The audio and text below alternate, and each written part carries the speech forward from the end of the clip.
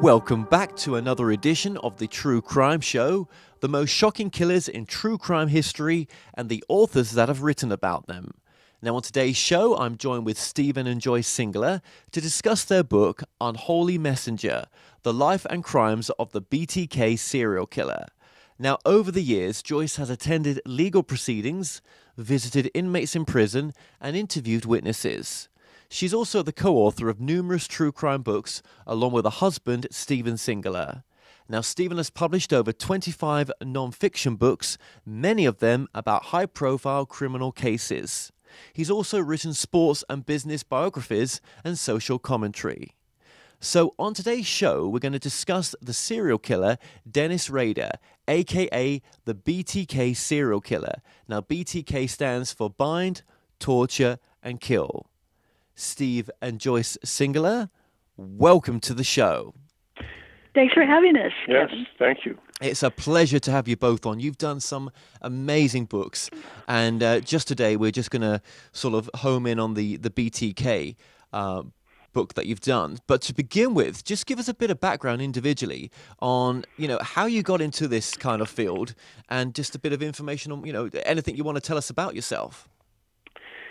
Well, I'm from rural Kansas, which is actually relevant to the story that we're going to be talking about. I grew up in a very small town in Kansas, and in my 20s I worked in New York as a freelance magazine writer, moved to Denver in the 80s, and wrote my first book that came out in 1987 about the assassination of a talk show host here in Denver. The book is called Talk to Death, and Oliver Stone made a movie more or less based upon the book called Talk Radio that came out in 1989. I sort of fell into crime writing by doing that. It was something I really enjoyed. And when I was working on my third book, I believe, I met Joyce.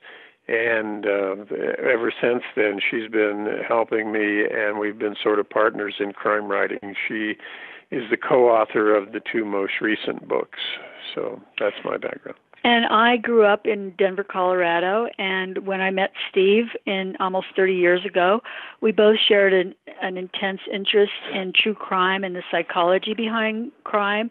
And we started working together and found that not only two heads were better than one, but two genders were better than one, because I could perceive things from a different viewpoint. And then, like, say, if we had a couple of book contracts at the same time, I might have to go to a different place and cover a murder trial and then come back and give my notes to Steve, and we would put together a narrative of a story with the different notes that we both took. And we also had to interview people together, and we found that sometimes it was easier interviewing people as a couple rather than just as one person. It seemed to soften the interview, the subjects, in many instances, and we just had I think we both shared an interest in Cold Blood by Truman Capote, and it's just snowballed into the family business, and now our son Eric is also a writer and has worked with us on several projects as well. Absolutely, absolutely. And you guys have done many books, and your website is it's StephenSingular.com. That's STEPHEN. Singular is SINGULAR.com. All the books are there and the things that we're involved in. And just how many books have you done so far? Well, I've written a total of 25 books, and they're not all crime books. About 13 of them involve true crime. And other than the first couple, Joyce has worked with me on all of them, and as I said, is the co-author on the most two recent ones. Yes, absolutely. And one question I just wanted to ask you before we get started as well is, do you think that, obviously people have a thirst for this type of reading? I mean, I do as well. I find it fascinating, the psychology of it all. But do you think sometimes that we can give an unfair platform to someone like the BTK in a sense, where does he deserve to have his story told? It's a very complex question. There's no simple answer. Watch Shakespeare's tragedies. At the end, everybody gets the sword. So, I mean, we've been attracted to this kind of thing for a very long time. Greek tragedies, Shakespeare, right on down. I grew up, to put it somewhat personally, sort of interested in the nature of evil. And that's a long story. I don't need to go into it, but that's kind of why I was drawn to it, to try to understand more about why people do very violent things against their fellow human beings. I was never very interested in the blood and the gore, have tried to avoid much of that, and writing about this, as Joyce said, it's much more the probing of the psychology of it and trying to understand for myself more of the nature of violence. And, hopefully we can, make some progress with this maybe as time goes on as humanity. Yeah, that's an interesting aspect of it, the nature of violence. Maybe we'll get into that towards the end of this, just to touch back on that just a little bit. But obviously, there's a story to tell here. How did you both, shall I say, get involved in the BTK story? Well, as I mentioned, I'm from eastern Kansas. I'm from a town that's very small. It was about 900 people when I grew up, which is very similar to the size of the town Dennis Rader, a.k.a. BTK, grew up in. The town was saturated with religion, Christianity, a lot of repression. It wasn't a place you would call very open to arts or artistic sensibilities, that sort of thing. All this is very relevant in the BTK story. So we were out there visiting my parents in late May of 2005, which was 3 months after BTK had been arrested. My son and I went down to play basketball at a gym. My old basketball coach was there, and first thing he said to me is, "You've got to write about the BTK case." And I was a little bit hesitant. I didn't know quite what to say to that. And he said, "No, I'm serious. My son-in-law was on the task force that investigated BTK for a year before his arrest and actually helped to make the arrest, and you've got to talk to him." And he pulled out his phone, dialed the number, handed it to me. And I started talking to this police officer, investigator, and the next day I was in Wichita sitting down with him, and then later sitting down with Dennis Rader's pastor at his church. As some of the listeners may know, Dennis Rader wasn't just a member of the congregation, he was the president of that church. So in speaking to the pastor and what he had been going through and realizing that, his right-hand man, the person he relied on the most in doing his job, was a serial killer. That was pretty startling for him. So I had two great inroads into the story right there from the beginning. Right. Okay. And of course, I used to live in Kansas, in a place called Eudora, and obviously you're from there, Steve. So in Kansas, is there a sort of let's just talk about the sexual subculture of Kansas at the time when the BTK killer Dennis was growing up as well, because it was quite repressed, wasn't it?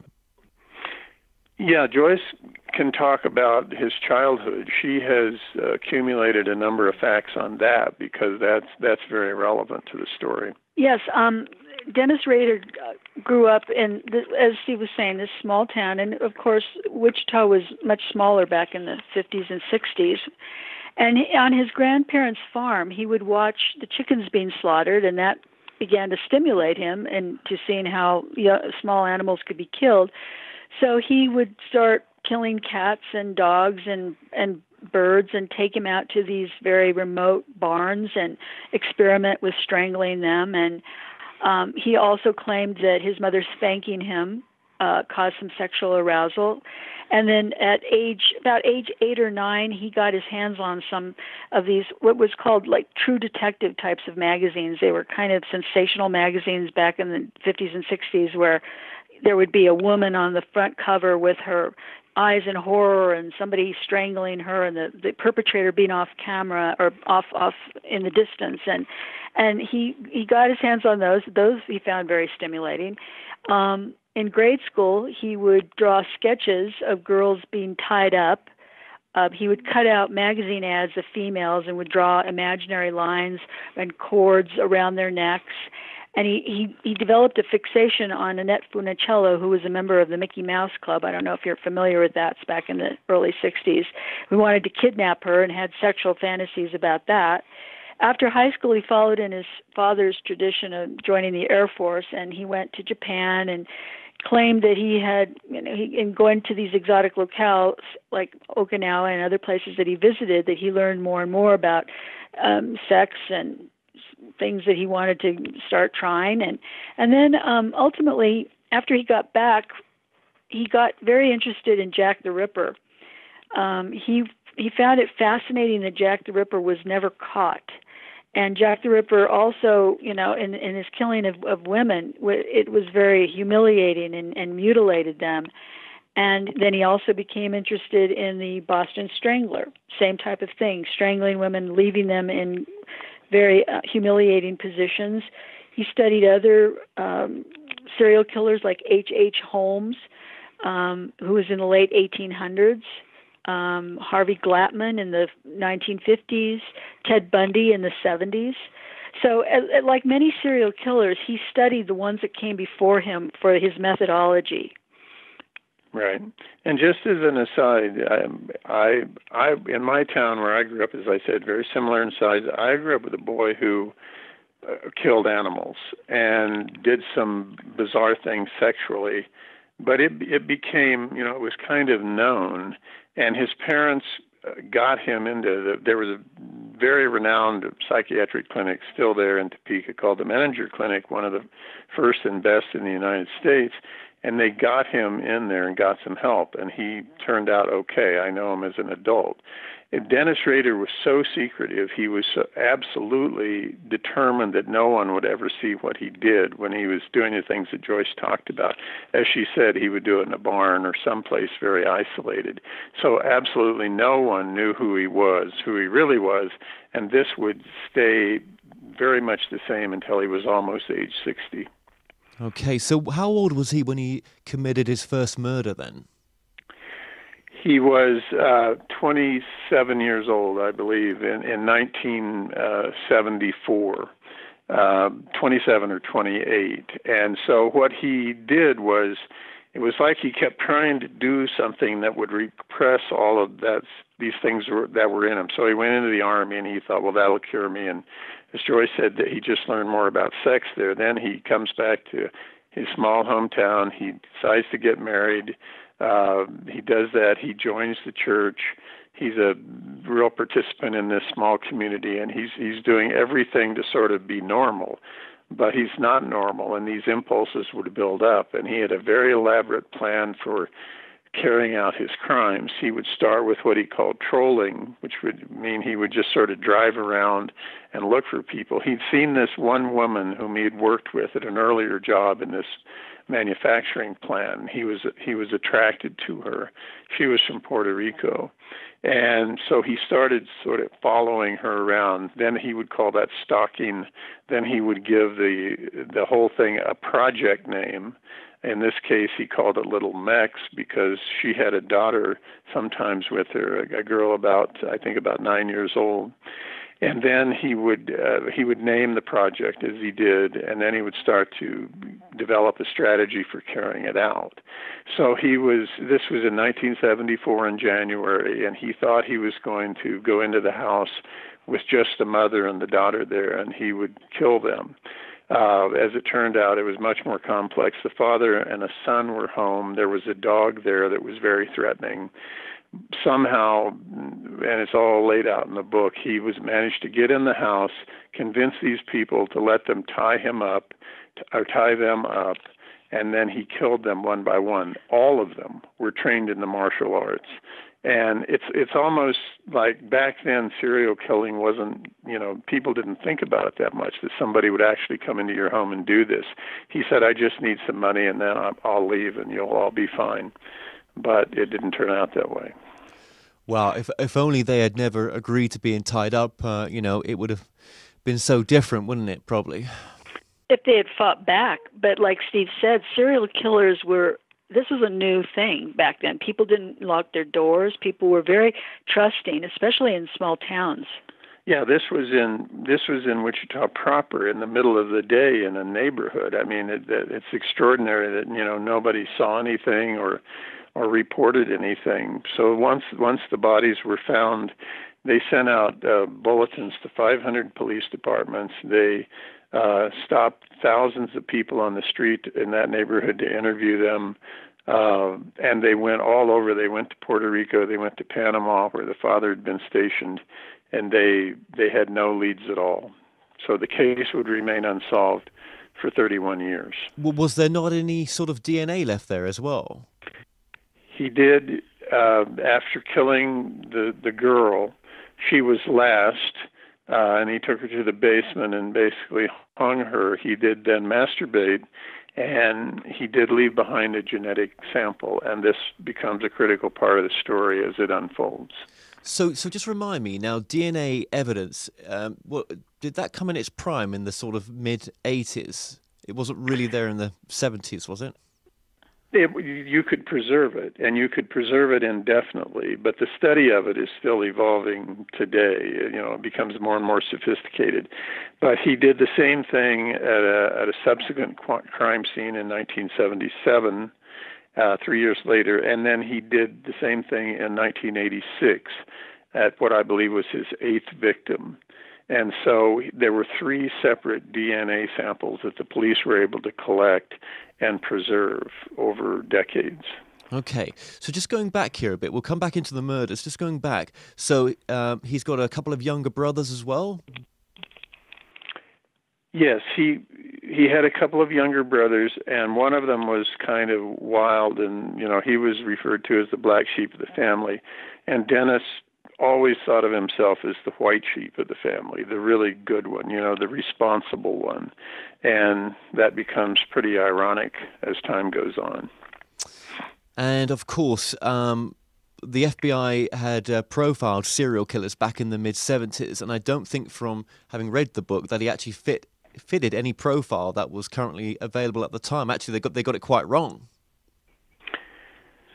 Well, I think, as Joyce said, he studied everybody prior, or many of them prior, and then he kind of wanted to create essentially his own brand as a serial killer, coming up with a name. I mean, the name is very accurate because he would bind, he would torture, and then he would kill.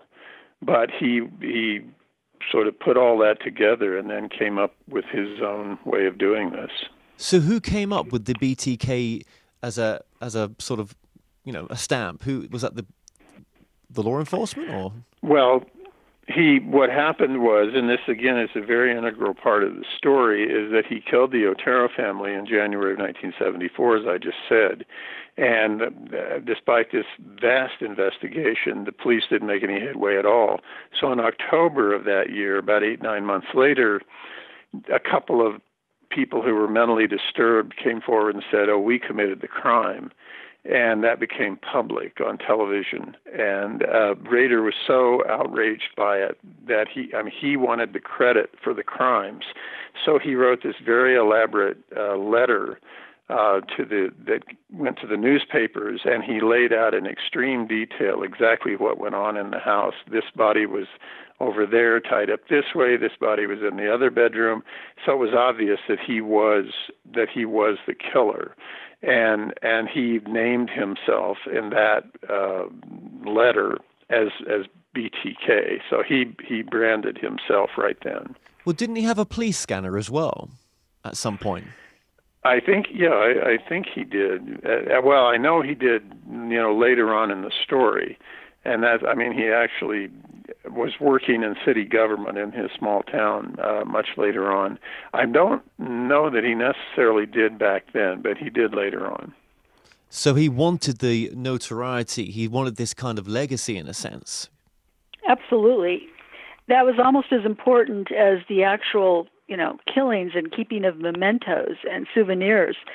It was interesting to me that and from a psychological standpoint, that his jobs were kind of menial, compliance officer, security home analyst type of person. That he flew under the radar, so to speak. But in this job of being a killer, he excelled, and he was quite meticulous and very organized and very detail oriented. And he kept these large troves of newspaper clippings, anything that was written about it, all of the souvenirs from their driver's license, jewelry, and he kept them in stashes around his house, hidden under the floorboards in some instances, and also in his offices at work. And it was interesting also to me that his family never suspected anything. But when I read his daughter's book, Carrie Rawson, she wrote a book about him. She said that they were kind of afraid of him. He had displayed these flashes of temper. One time, grabbing the brother by the neck, sort of in a strangling motion for saying something back to him at the dinner table, and so they wouldn't think to go near where his office was in their home. And their home was only like a 900 square foot house, which is rather small, but they knew very well to stay away from his area, his things. Wow, I mean, just think of the psychological damage. It's not just done to the family victims, but I mean his immediate family as well. I mean, having to live with what their father did for the rest of their life. I mean, that's just incredible. The ripple effect, and we've found this in practically all the true crime books. I think all of the true crime books that we've worked on. The ripple effect of not only the killer's victims and their families and their extended families, but their own family. The imprint that it leaves for generations is right. It's astounding. It's so tragic. You have to think about how it would affect your own perceptions, to think that you're living that close to a serial killer and you have no clue, who this person really is. And that's got to be very devastating. Absolutely, it must be. And one of the things as well is during the crimes, he never actually has sex with the victims. That was always kept sort of faithfulness to his partner as well, which is kind of strange in a sense. It's very strange because one of the aspects of profiling, once these crimes began to unfold, they brought in the FBI profilers. That was a relatively new thing back then in the 70s, and a lot of other experts, psychiatrists, and all of that. And they said, well, he probably, had sex with a number of prostitutes and did some of these, rather violent or odd things with them. There's no record that he ever had sex with anyone else. Now, there's a caveat to that we could get into later. He apparently did have sex in his youth with some men. That part of the story didn't come out until the book was published, after the book was published, and somebody contacted us and told us all about that. But in terms of prostitutes or other women, that's very accurate. We don't think he did. How old was he when he was having sex with men then? Well, what happened in that story is that the book came out in April of '06, and I was on Anderson Cooper's 360 on CNN, and Joyce was at home and started getting emails from people who had contact with who they thought was Dennis Rader, because this goes back, 30 years or so. Some of them were women that had near misses or right. recognized him or said, I met him, but he wanted me to go, here or there, and I never did, or he followed me, and then this man came through. Right, and what was so unusual about it is that when Rader was arrested, he spoke to the authorities, police and FBI, for 32 straight hours, and he went through all the crimes and all the details, and so you thought, well, we know that story inside and out. And so when the book came out that night, and then this man contacted Joyce, and he said, there's a whole side of this story you don't know anything about, because when I was young, the writer, Dennis used to come down where gay men collected in Wichita, and the two of them had relations. And then they actually went out one night on a date. Rader had the guy dress up as a woman, and when they were becoming intimate, he suddenly changed and tied him up and was very violent with him. And it just, completely turned chaotic and terrified the guy. So he said this was, Rader was extremely conflicted about his sexuality at that time. And so he gave us a lot of insight into Rader that Rader never gave. And you went and interviewed him in person in Wichita. Yes, I did. And so he also said that there was a murder in 1969 or 70 that was unsolved in Wichita when Rader was moving in this circle of a gay man who was savagely killed with a knife. And Rader made some remarks about it that indicated to this man that he was the perpetrator. This guy went to the police, but they never solved the crime. So he may have killed more people than he ever confessed to, and he certainly had aspects of his life and his sexuality that he never talked about publicly. So let me get this right. So you've met Dennis Rader face to face? No, after I first went out to look into the story in June of 2005, which again was 3 months after the arrest, I wrote him a letter in prison, in jail, and he wrote back rather quickly and said, we may be able to talk further in the future. There are religious aspects of this case that, are very interesting. And then at the bottom, he drew this picture of a frog. And one of his explanations for his behavior was that he was possessed by a demon when he did these crimes. And he named the demon Rex, and he sometimes said that the demon looked like a frog.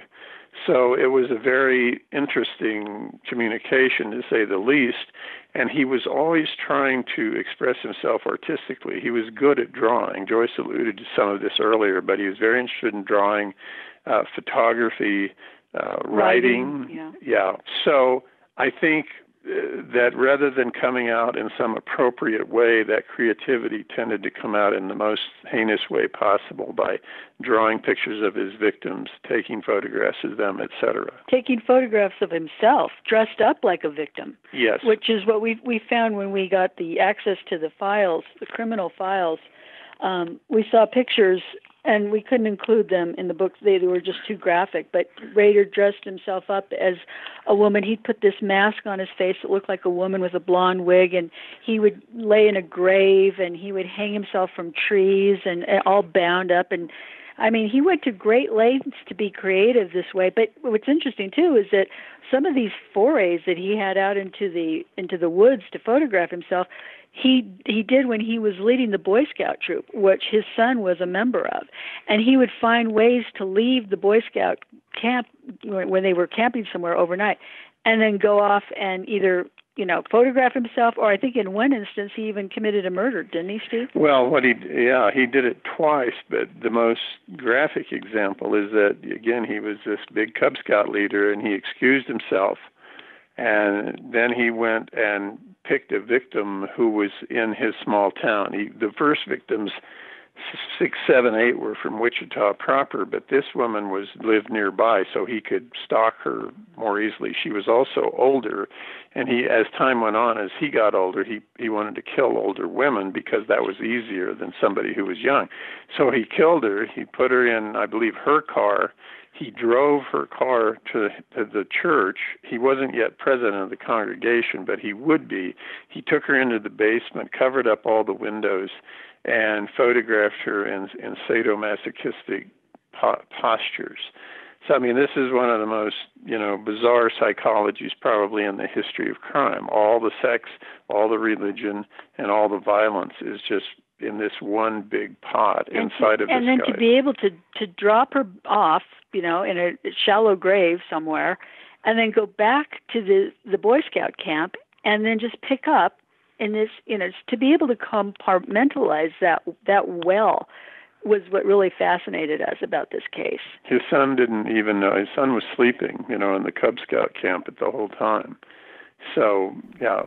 It's just incredible. It's a case study, for sure. It really is, and I suppose if people want to study it more, those court files and those pictures and everything else are still available at the courts, I would have thought. You can still dig up the case files on that. Can you? Yes. I think so. We were able to use a few of them in the book, but the majority, no, we could. The publishing house, of course, wouldn't let us put those in. Sure. There are They were too graphic. There are 2 of the pictures in the book, the least offensive. Mm-hmm. Yeah, absolutely. When you say about the way that he sort of, photographed himself, that, I've read this in your book as well, that there was a sort of Well, I'll use your words here, Steve. Extreme violence and cruelty and sexual sadism, basically, in this case. Yes, again, it was all mixed together. It wasn't just a matter of, going to somebody's place. What he would do is he would break into these women's houses or apartments when he knew they were gone, because he knew their schedules, and he would hide in the closet. He would take their clothes and make a sort of makeshift chair and sit on the chair and wait for them to come home. And then when he would hear them, he would spring out from the closet. I mean, one of the most terrifying things that you can imagine. And it wasn't like he just shot them or something. He would say, well, I just want to tie you up and then maybe take a picture and I'll leave. And so, they would consent to that. Of course, he always had a weapon on him, so they did. I mean, this took time to tie them up, to bind them, to go through a process of torture, and ultimately to kill somebody. So it's about as horrifying of a crime as you can imagine. Absolutely it is. And I'll use your words again here. There was an interest in a sort of an artistic thing as well. He wanted to be recognized artistically for the killings, which sounds crazy, but that's kind of how it turned out. Right. Well, that he always needed to make some sort of artistic symbol of his work, so to speak, as Joyce alluded to earlier. This was his real work. And so he took photos of the woman in the church basement. He did drawings of many of his victims. He wanted to write a book about himself, which is one of the things that will ultimately get him caught many years later. And so he always had this artistic fascination. I mean, you would like to think that, if somebody had gotten a hold of him at an early age and maybe helped him in some way, he might have gone in a different direction. But he did everything possible so that couldn't happen. And then you talked about Rex as well, that this demon or this other part of him, Rex, would come out during the murders. But he could only be himself with Rex and with the victims. His victims got to see this other side of him. No one else did. Actually, that's a good point, because one of the psychologists interviewed in the book said that Rader really could only show who he really truly was to his victims. They were the only ones where he was allowed to see who he was right before they died. I found that a very interesting comment, because he could not show who he really was to his family, to his coworkers, to his wife. No one except for the victims. Yeah, absolutely. And some of the victims, I mean, yes, there's obviously, older victims here, but even in 86, Vicky, who was 28 at the time, I think the last victim was Dolores. But again, we don't know if all these 10 victims were the only victims. Like you say, there could have been more. Yes, he said in one of his confessions that he traveled around the state for some of his work, and he said he was constantly trolling. He was constantly stalking. So based upon what we learned from that gay man after the book came out, I don't think we know the entire story, even today. Would you ever consider re-interviewing him in prison? Well, I know a number of other people have done it and have gained some access. But, when he confessed, as I said, the day of his arrest, it started, and it went on for 32 straight hours. He wore out one wave of police officers after the next. They had to roll in a new contingent every few hours because he just wouldn't stop talking. And that ended up was about a 100-page document. Joyce was able to get that document, and which was a treasure trove, obviously, for writing the book. So I think we got probably almost the best of him right there, because it was all fresh. It was coming out for the first time. He was very, willing to let it come out spontaneously. So I think it's a very good record of his crimes. Yeah, and it's incredible. His first killing, he killed those children as well. I think he suffocated one and hung the other. I mean, it's just bloody awful that he could do that, especially with him having kids. If you look at the picture, you have to imagine, but he he took the little girl downstairs, as I said, and he hung her from a drain pipe. That is exactly what he was doing to himself in these photos, one of which is in the book. He went into his parents' basement. He, tied himself up like that in women's clothing and a wig and simulated his own death. I mean, you can interpret that psychologically in any way you want, but it's as if, he's either trying to symbolically kill himself or kill the part of himself that he can't come to terms with, or something of that nature. It's extremely provocative to look at. And you wish that he could be studied by psychiatrists just to get more of a handle on why he did what he did, and but it doesn't appear like he is being studied in prison. No, I don't believe he is. No, I don't think he is. And I think he's about he's got to be in his mid-70s by now. That's correct. The arrest would have been 15 years ago, and I believe he was 59, so 74. Yeah. And he will die in prison. He'll never be released. No. He traded that confession for life in prison as opposed to the death penalty. Well, yeah, because leading up to the last couple of murders, there was a gap between when he got caught to the last murder, and there was also talk about that he was going to do a murder prior to just getting caught as well. But let me just add this, but the Kansas death penalty, he knew something about the Kansas death penalty, and actually when he stopped was the right time for him to stop, to not be put to death. Is that right, or have I got that wrong? No, that's correct. The last known murder was in 1991 of Dolores Davis, whom he killed and then took out into the woods and put a mask on her, and then just left her there for the nocturnal predators. And then he stopped because Kansas reinstated the death penalty. He was very aware of these things.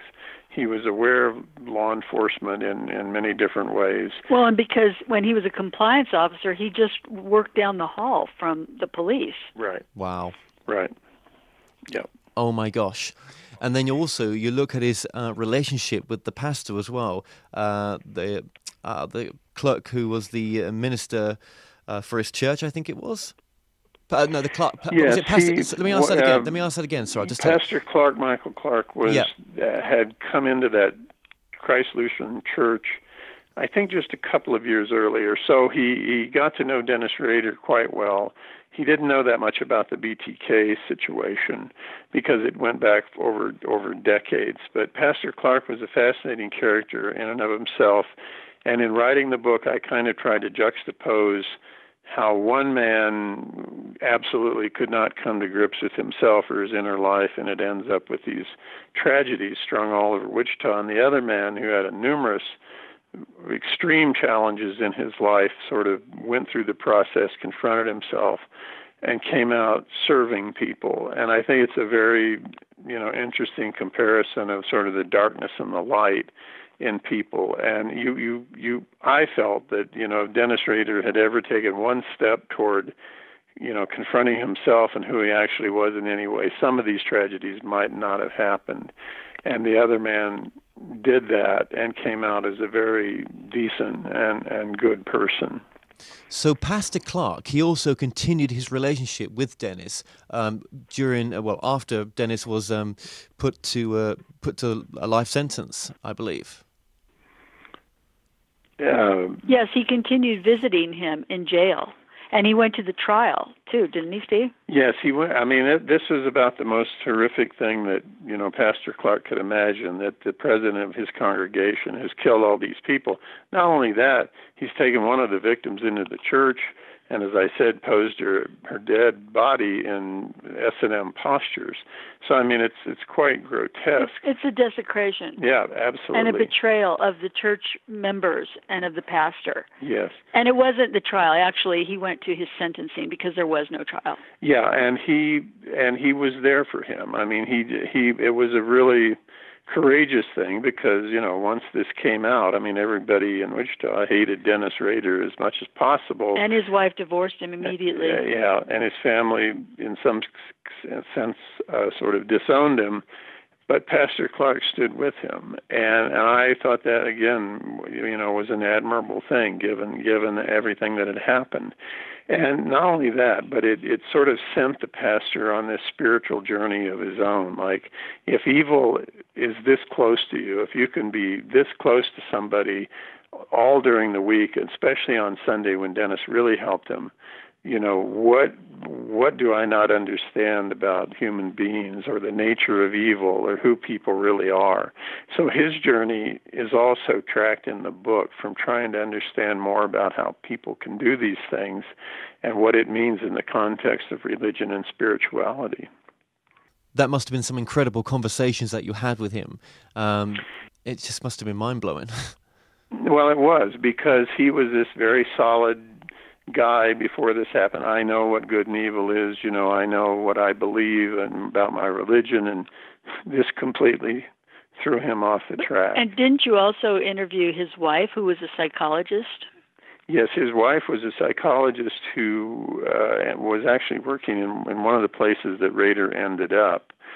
So, I mean, you have these various interpretations of behavior. There were three offered in the book. One is that serial killers or criminals of this nature have so-called bad brains, that their brains are not like the brains of normal people, and that's part of what drives it. Rader came out with the theory himself that, he's possessed by a demon, and the demon was driving him to do this. And the other is the more psychological interpretation that, if you don't, let's say, put it this way, confront your inner demons, very tragic things can happen. Well, and I liked what one of the psychologists in the book said, Tony Ruark. He said that that Rader's sexual fantasies dominated his life and affected his decision-making, which is the definition of mental illness. When something is just, totally possesses you like that, you can't think of anything else but sexual fantasies and then killing the person. That has to be mental illness, or the bad brain theory. Remember, we interviewed somebody like that too. And there's a name for what Joyce described, which is called paraphilia, which is interest in sex in all ways. We learned later that he had apparently, had sex with men when he was young. He was constantly taking magazines and cutting out pictures of young girls and women, and he developed, a huge pile of these things that he kept in what he called his mother lode in this file, this locked file at work. So, which he named BTK Productions. Right. He saw himself as this, kind of a James Bond figure, so this larger than life. He told the detectives in his confession that he wanted to put all of his mother lode of souvenirs and memorabilia and pictures and everything into a safety deposit box so that someday when he was dead, someone would open it and they would see who he really was. Well, who would probably open that safety deposit box? Somebody in his family. So it said to me that he really didn't care about anybody. He didn't care about his own family. If he could hurt them like that after he was dead so that they could be surprised by who the man had been all along. Yeah. It goes back to what I had said a while back, that he really did want attention. Did he want to get caught? Probably not. But in some way, he wanted attention for what he had done. Well, let's look at this perspective. What were some of the struggles and the pain and the issues that Dennis had, do you think? Did he ever talk about that? No, that's what is, in a way, very disappointing about it, because, in talking his 32 hours to the police, and then later when he was in court at the end of June in 2005, and the judge let him talk for a couple of hours to sort of get the crimes out in the open, he never took any form of responsibility for any of it. He said, this is what happened, I did this and I did that, but one of his quotes to the police was something like, I'm a good guy, basically. I've just got a couple of bad habits. I mean, that was his level of self-examination. And, if you were sitting with him now, 15 years later in prison, maybe you could go a little deeper.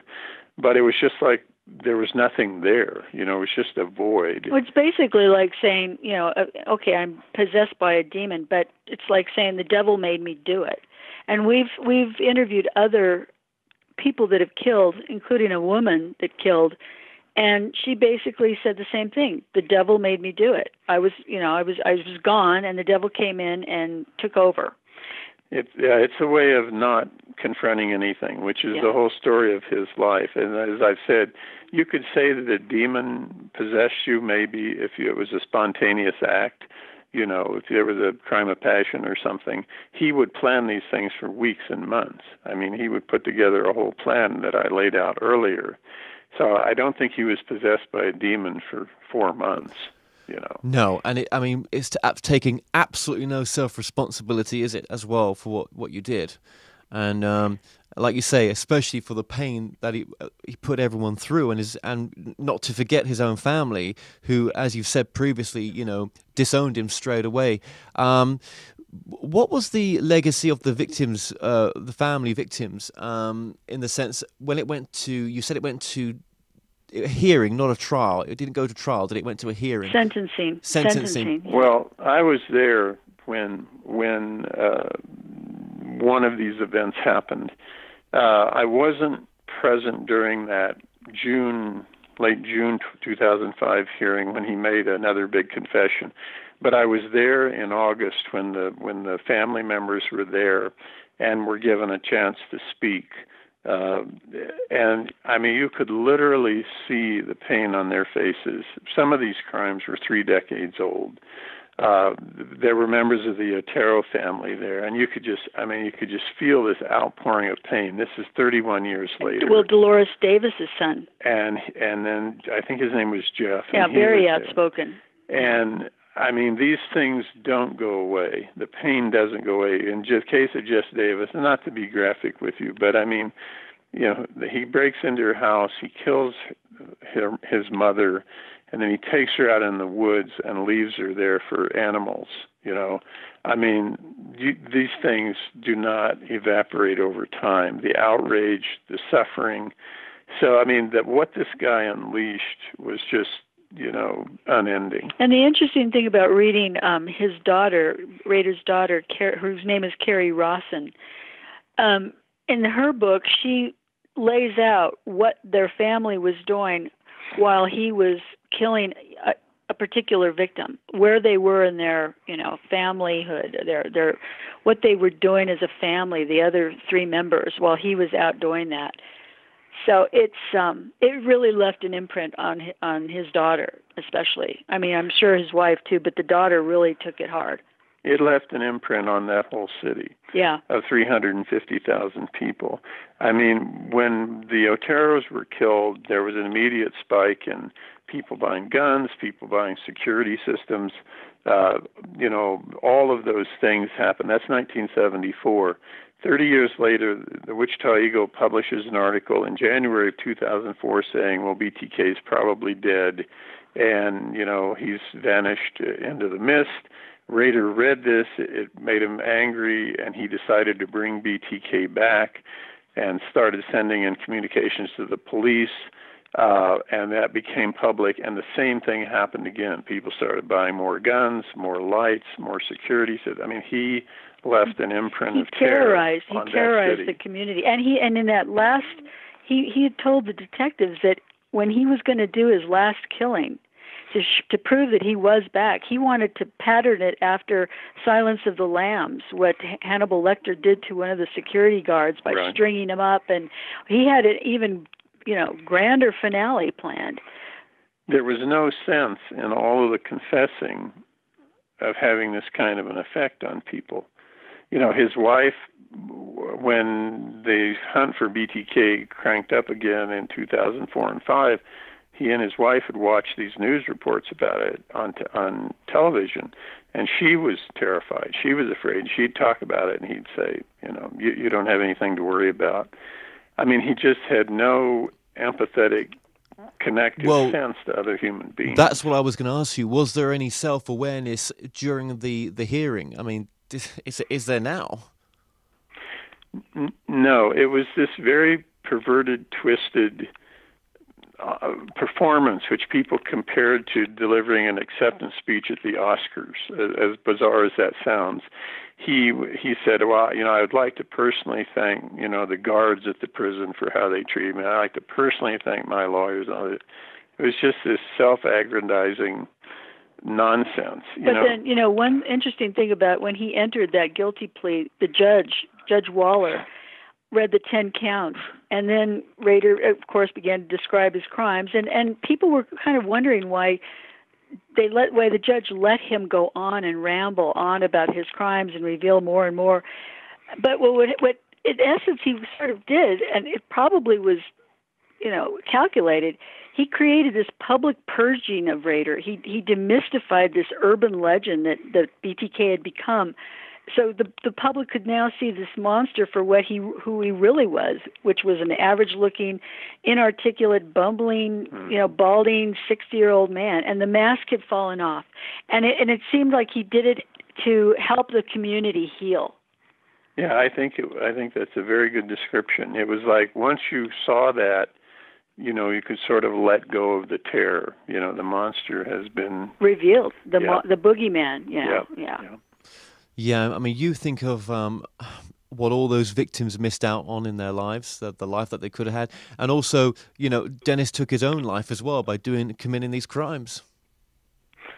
Yeah, and again, to sort of tie it back to what I said about sending in a letter in 1974, once he started communicating with the police in 2004, they went back and forth, and finally he said, if I send you a communication rather than through writing, but on a computer diskette, would you be able to trace anything? And, they wrote back, oh, of course not. We couldn't do that.